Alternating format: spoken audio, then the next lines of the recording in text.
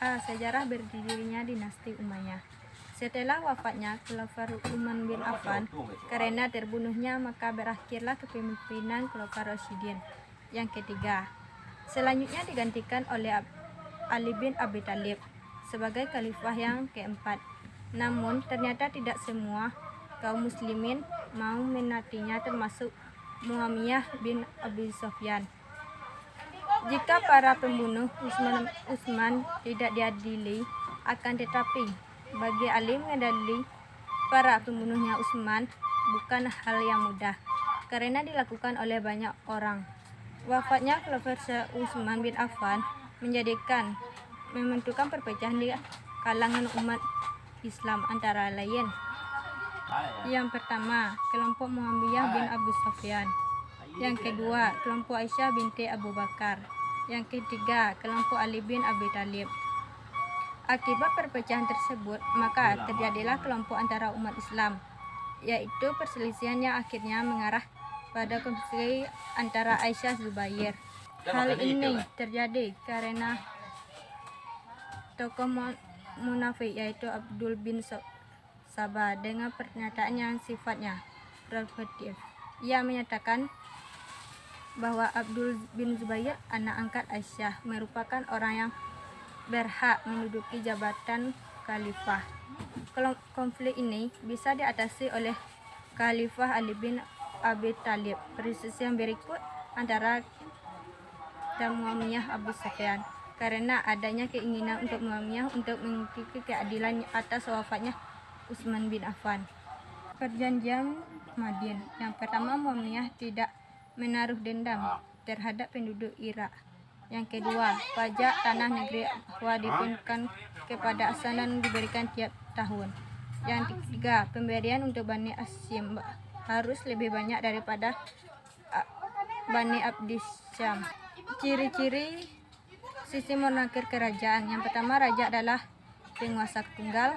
Yang kedua, raja memiliki hak penuh untuk memilihkan. Yang ketiga, rakyat berfungsi sebagai pemimpin. Yang keempat, semua pendapat dan keinginan rakyat hampir tidak pernah diberi kesempatan untuk menghadapkan pendapat.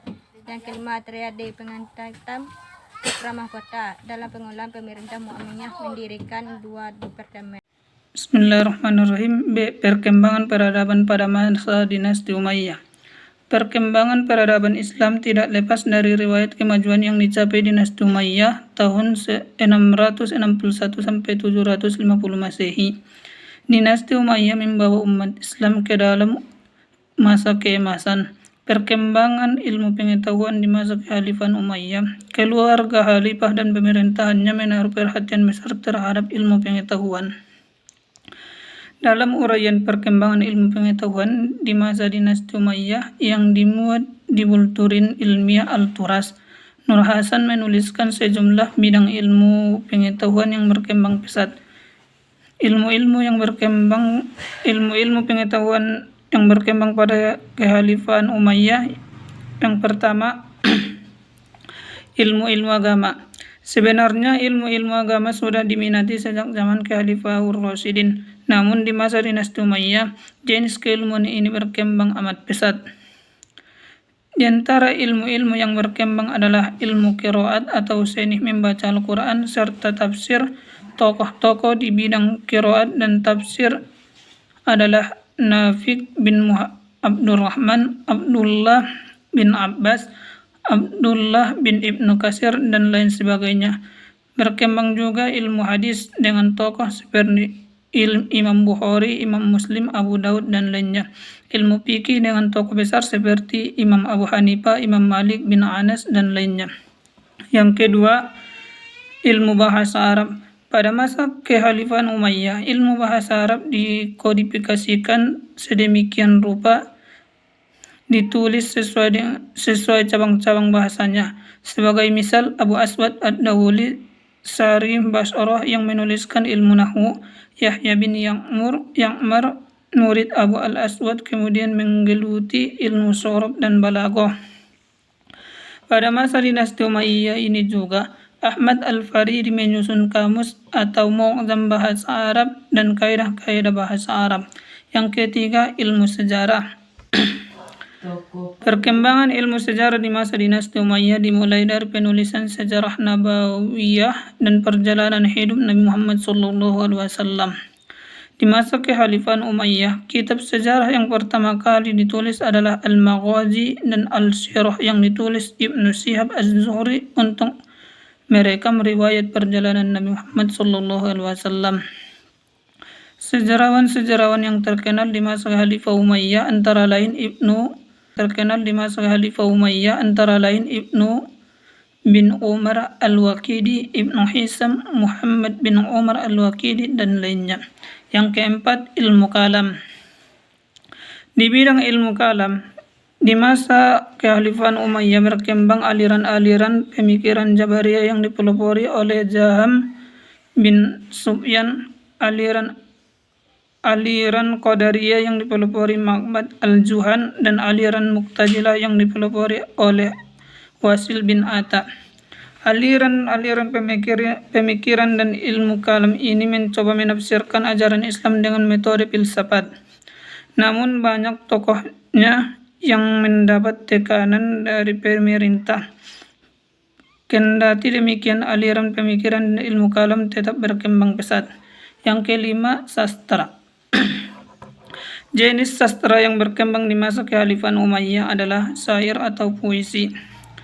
Di masa dinasti Umayyah, orang yang memiliki kecakapan lisan, baik itu orator dan penyair, memiliki kedudukan sangat terhormat di kabilahnya. Diterapkan bahasa Arab, bahkan tidak mengucapkan ucapan selamat kecuali pada 3 hal, yaitu lahirnya anak kuda yang kesayangan, lajitnya bayi laki-laki, dan munculnya seorang penyair. Yang keenam, ilmu kimia dan kedokteran. Untuk keperluan praktis, ilmu kimia dan kedokteran turut berkembang pesat. Tokoh terkenal yang mendalami bidang ini adalah Khalid bin Yazid bin Muawiyah yang belajar di Alexandria, Mesir. Ia menerjemahkan karya-karya Yunani di bidang kedokteran, kimia, farmasi, dan matematika ke bahasa Arab. Tokoh lainnya dari golongan Nasrani adalah Ibnu Adsal dan Abu Hakam al-Nasrani. Ia merupakan dokter pribadi Khalifah Muawiyah bin Abi Sufyan. Abu Hakam adalah spesialis bidang farmasi dan obat-obatan, dari pil, tablet, hingga ramuan herbal. Kesimpulan dari makalah kami yaitu, secara umum dinasti Umayyah berhasil melahirkan peradaban Islam yang luar biasa. Dinasti Umayyah berkuasa selama 90 tahun, dari tahun 41 sampai 321 Hijriah atau 661 sampai 750 Masehi. Selama berkuasa dinasti Umayyah terdapat 14 orang khalifah. Ciri-ciri sistem monarki kerajaan yaitu: 1. Raja adalah penguasa tunggal yang wajib ditaati oleh seluruh rakyat. Yang kedua, raja memiliki hak penuh untuk menentukan dan melaksanakan sesuatu ketetapan hukum sesuai dengan kemauan sendiri. Yang ketiga, rakyat berfungsi sebagai pembantu raja yang harus dimuliakan, dimakmurkan, dan dicukupi semua kebutuhannya. Yang keempat, semua pendapatan dan keinginan rakyat hampir tidak pernah diberi kesempatan untuk mengungkapkan pendapat. Yang kelima, terjadi pengangkatan putra mahkota. Yang keenam, dalam pengelolaan pemerintahan, Muawiyah mendirikan 2 departemen. Ilmu-ilmu yang berkembang pada kekhalifahan Umayyah yaitu ilmu agama, ilmu bahasa Arab, ilmu sejarah, ilmu kalam, sastra, dan ilmu kimia dan kedokteran.